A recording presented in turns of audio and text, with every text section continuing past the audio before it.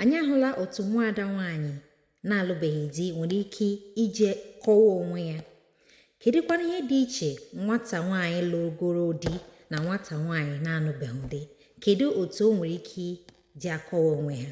Ngwa gewe ntị ka ịmụta nke ahụ. Dịka nwaanyị nọ na di bụ Mrs.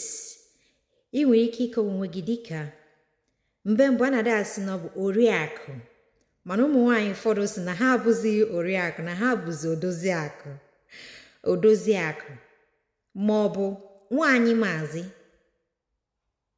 nwaanyị maazị, mana nke kachasịrị bụ odoziakụ maọbụ oriakụ. Dịka esi ekwubi ya na mbụ, abụ m oriakụ maọbụ odoziakụ Nnenna Nwigbo.